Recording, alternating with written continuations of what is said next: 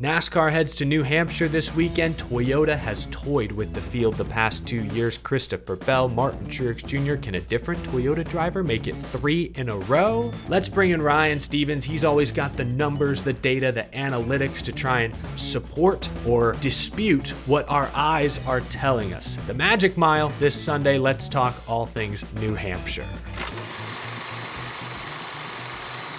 I am now joined by NASCAR analytical expert Ryan Stevens from wintherace.info. Ryan, we're heading up to New Hampshire Motor Speedway. Loudon, very exciting race. Trophy, of course, being a lobster. Who's going to get the lobster at the end of 301 miles? That's what we're about to discuss. I want to start, Ryan, with Team Penske because I've had an epiphany the past few weeks.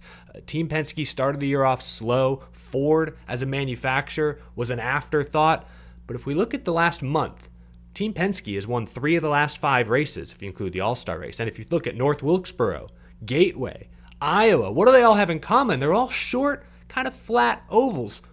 What are we racing this weekend? What is the Magic Mile? What is New Hampshire? It might be right in Team Penske's wheelhouse. Do you think Team Penske are among the favorites this weekend? Yeah, I think Blaney's been rock solid everywhere. And while you could say some of these wins had some luck involved, last week's for one with Blaney, 2 cars that I thought were better, kind of something happens to them and they're taken out of a position to win. Sure. And then obviously in Cindric's win, what happened there? Yeah. Which I guess was another Penske car though too, something bad happened to it. So there's another car there. You put yourself in position to be lucky. So they're still running near the top. New Hampshire's an interesting place. Certain drivers show up here, even if they're having a bad year.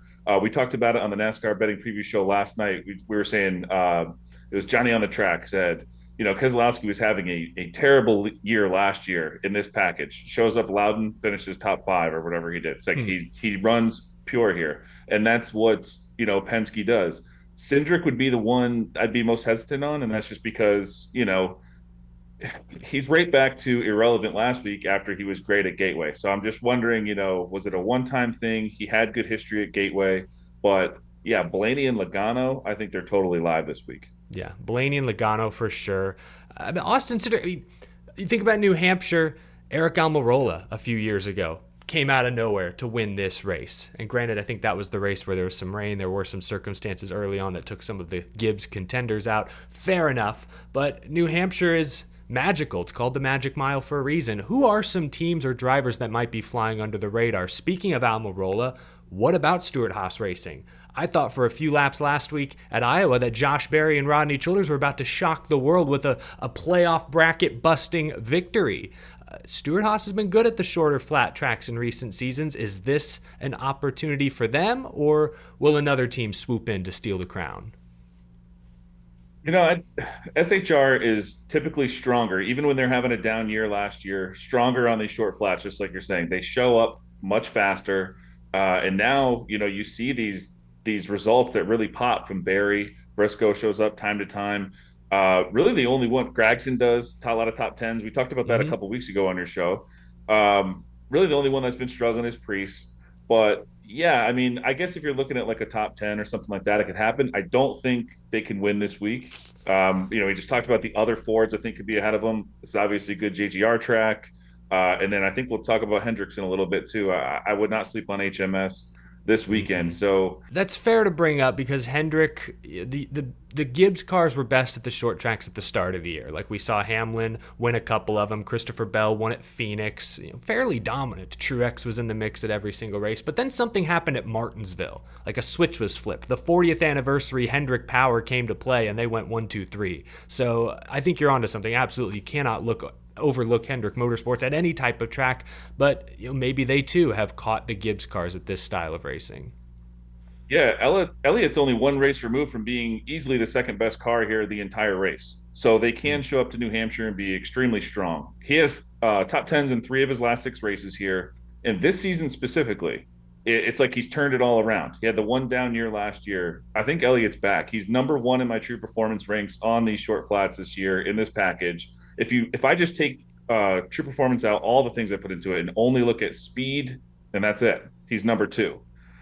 He's actually been top five in the last three races in this package. And when he didn't finish top 10, it was at Phoenix earlier in the year. I had him as a top 10 true performance rank for that race. So a little unlucky finish there at Phoenix. But since then, top five, top five, top five. Elliott's always there. If we do see some rain too, he's going to be starting on the pole with the Hmm, number one pit stall. good point. So that kind of helps him out. If they have to qualify, if we take Iowa qualifying out because the guys who ran later, Yeah, qualified much better. there's a disadvantage there. Yeah. Yeah, Elliott hasn't qualified outside the top three in this package. Oh And wow. even last week, with those circumstances, he qualified top 10 again. So even if they have to qualify, I think he'll be up there. One other guy I wanted to talk about, we're talking about under the radar, brought up Ford's resurgence right there. Brad Keselowski.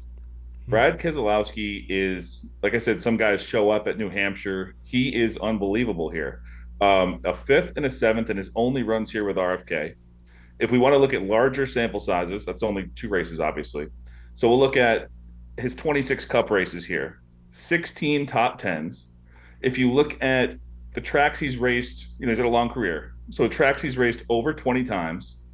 He's raced 15 of those. His best average finish is at Loudon. Hmm. So this is arguably his best track in his entire career. So you look at that, how RFK showed up here. I really like him. And then in an 8 race sample, you look at 23 and 24, Phoenix, Richmond, Iowa, New Hampshire.